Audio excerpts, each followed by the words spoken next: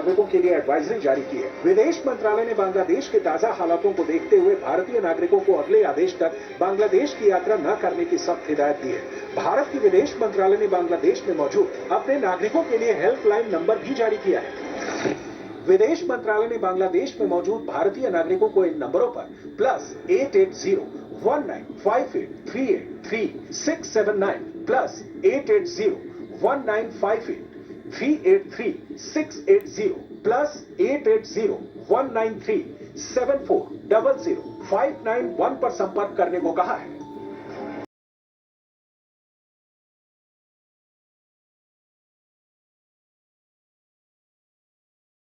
हिंदुओं के खिलाफ हिंसा हो रही है।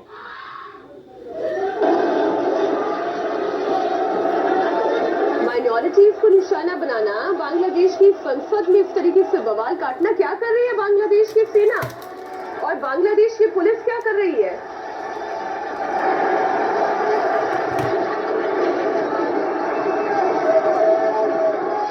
कल प्रधानमंत्री आवास में पहले हंगामा करना, फिर संसद के अंदर दाखिल हो जाना, वहां पर हंगामा करना। शेख हसीना से नाराजगी है तो शेख हसीना की तस्वीर को उठाकर फेंक दिया। लेकिन सेना के जवान इस तरीके से इस प्रदर्शन में अगर शामिल हो रहे हैं तो ये चिंता का विषय है। मैं एक बार अभय जरा आपसे जानकारी ले लूं, वहां पर इस वक्त जो माइनॉरिटी है, जिसमें खास तौर पर अगर हिंदू समुदाय की बात करें तो उनके लिए क्या रहने लायक वहां पर सिचुएशन है?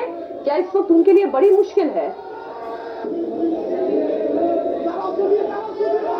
देखिए बिल्कुल मीनाक्षी, जिस तरह की तस्वीरें निकलकर सामने आ रही हैं, हिंदुओं को निशाना बनाया जा रहा है, घरों पर हमला किया जा रहा है, यहाँ तक कि कई हिंदू मंदिर जो हैं उन पर हमला किया है, वहां पर आगजनी की गई है। तो वहां पर इस वक्त स्थिति जो है वो बेहद चिंताजनक है, खास तौर पर क्योंकि वहां पर हिंदू जो है वो माइनॉरिटीज हैं, तो उनके ऊपर हमले करने की बार बार अलग अलग तरीके की तस्वीरें जो है वो सामने आ रही हैं। हालांकि कई तरह की हेल्पलाइन जो है, कई तरह के जो टेलीफोन नंबर है वो अल्पसंख्यकों के लिए यानी कि हिंदुओं के लिए वहां पर जारी किए गए हैं, लेकिन उसके बावजूद तस्वीरें वहां पर निकलकर लगातार खतरनाक साबित हो रही हैं। और अभी अगर हम बात करें शेख हसीना की, तो शेख हसीना को फिलहाल मेरे पीछे जो आप देख रहे हैं ये हिंडन वायुसेना का गाजियाबाद में हिंडन एयरबेस है, यहां पर उन्हें एक सेफ हाउस में एयरफोर्स की भारी सुरक्षा के बीच यहां पर रखा गया है। और मीनाक्षी, एक अपडेट मैं आपको बता दूं कि जब तक लंदन से किसी तरह की कोई हरी झंडी नहीं मिलती है, वहां पर उन्हें पॉलिटिकल असाइलम मिलता है या नहीं मिलता है, ये अभी देखने वाली बात होगी, क्योंकि वहां पर एक हाई लेवल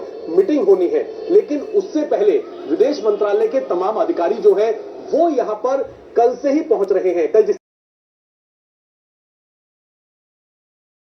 जो 9 डिस्ट्रिक्ट है, ये आप लोग मानसिक तैयारी शुरू कर दीजिए।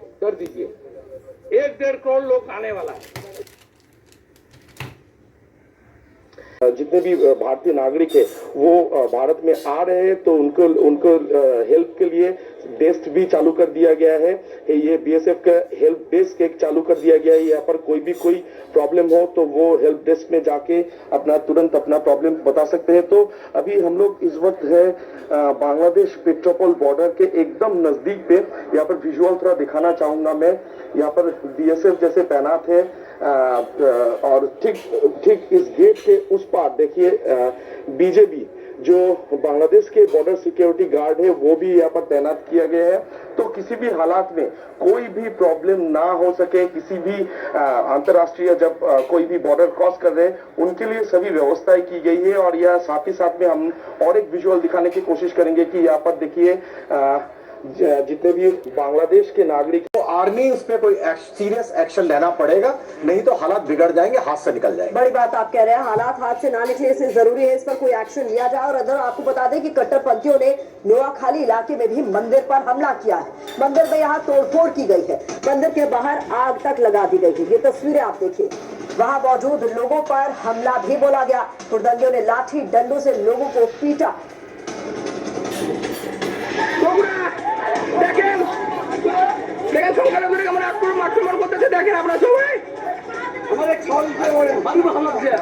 দেখেন আমাদের বাড়ি ঘরে আগুন লেগে দিচ্ছে, দেখেন বারবার আমাদের দেখেন বাড়ি দেখেন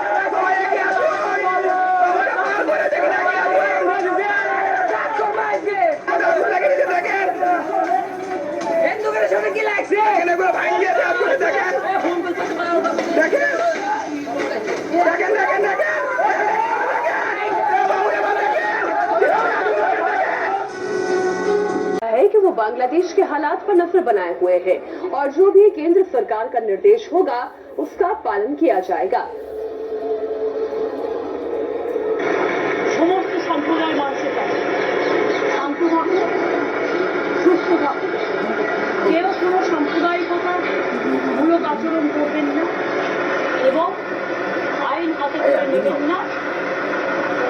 যারা বিপদে পড়বে আমাদের ভাই বোনেরা, কারণ এখনো অনেকে আছে, আমরা সেটা গভর্নমেন্ট অফ ইন্ডিয়া এবং গভর্নমেंट ऑफ बांग्लादेश से देखे रखते हैं।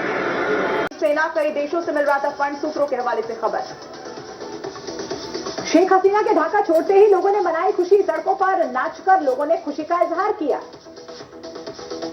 बांग्लादेश में बेकाबू हालात और शेख हसीना के प्रधानमंत्री पद से इस्तीफा देकर भारत पहुंचने पर संसद के दोनों सदनों में विदेश मंत्री एस जयशंकर सरकार का पक्ष रख सकते हैं। ढाका में हजारों की संख्या में प्रदर्शनकारी सड़कों पर मार्च करते नजर आए। कई लोगों के हाथ में लाठी डंडे लिए वो नजर आए।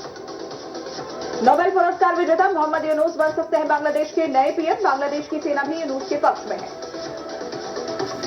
बांग्लादेश में अंतरिम सरकार के लिए 18 लोगों की लिस्ट बनाई गई है, जिसमें 2 पूर्व लेफ्टिनेंट जनरल और 1 पूर्व मेजर जनरल का नाम भी शामिल। बांग्लादेश के राष्ट्रपति शहाबुद्दीन का ऐलान, मौजूदा संसद भंग कर अंतरिम सरकार बनाई जाएगी। बांग्लादेश के राष्ट्रपति शहाबुद्दीन ने शांति बनाए रखने की अपील कहा। खुफिया रिपोर्ट के हवाले से खबर, पूर्व पीएम खालिदा जिया के बेटे ने आईएसआई के साथ मिलकर तख्ता पर की योजना बनाई।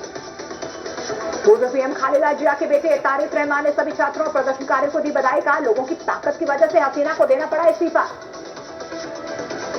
शेख हसीना के बेटे साजिद वाजिद का बहुत बड़ा बयान, राजनीति में वापस नहीं लौटेंगी शेख हसीना, पारिवारिक दबाव की वजह से छोड़ा बांग्लादेश। जमाते इस्लामी बांग्लादेश की धमकी, कहा जहां शेख हसीना रुके वहां का उच्चायोग घेरे। बांग्लादेश मामले पर एस जयशंकर ने पीएम मोदी को दी जानकारी। बांग्लादेश के मुद्दे पर पीएम आवास पर हुई कैबिनेट की सुरक्षा समिति की बैठक।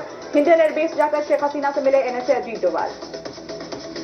बांग्लादेश के हालात के मद्देनजर भारत की सुरक्षा एजेंसी हाई अलर्ट पर। भारत बांग्लादेश बॉर्डर पर एनआईए की नजर। प्रधानमंत्री मोदी की अध्यक्षता में सुरक्षा पर कैबिनेट समिति की बैठक। विदेश मंत्री एस जयशंकर और राष्ट्रीय सुरक्षा सलाहकार ने पीएम को पड़ोसी देश के हालात पर जानकारी दी। बांग्लादेश हाई कमीशन के बाहर बढ़ाई गई सुरक्षा, दिल्ली पुलिस के जवान तैनात, गेट पर लगाए गए बैरिकेड। भारत बांग्लादेश बॉर्डर पर हाई अलर्ट जारी, बीएसएफ ने बॉर्डर पर जवानों की संख्या बढ़ा दी। बांग्लादेश में हिंसा पर मेघालय में अलर्ट, बांग्लादेश के सभी लगी सीमा पर लगाया गया कर्फ्यू, राज्य में अलर्ट। त्रिपुरा मोधा के प्रमुख और एनडीए सहयोगी प्रद्योत देव बर्मन ने बांग्लादेश के हालात पर अमित शाह से बात की। गृहमंत्री ने भारत की सारी सीमा सुरक्षित होने का आश्वासन दिया। बांग्लादेश में हुई हिंसा को देखते हुए वहां पर जानकारी दी गई।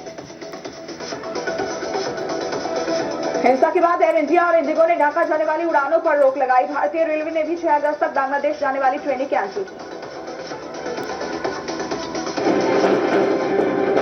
हालांकि पुलिस ने इससे इनकार किया। इस्लाम के गायब होने के 24 घंटे बाद उसे एक पुल के नीचे बेहोशी की हालत में पाया गया। उसने दावा किया कि उसे तब तक पीटा गया जब तक वो बेहोश नहीं हो गया। असल में बांग्लादेश में आग भड़की ही है। छात्रों के विरोध प्रदर्शन वाली, लेकिन अब इसमें विपक्षी पार्टियां भी शामिल हो चुकी हैं। शेख हसीना प्रदर्शन को कुचलने की कोशिश करती रही और मामला बिगड़ता चला। अब आलम यह है कि बांग्लादेश धू धू कर चल रहा है।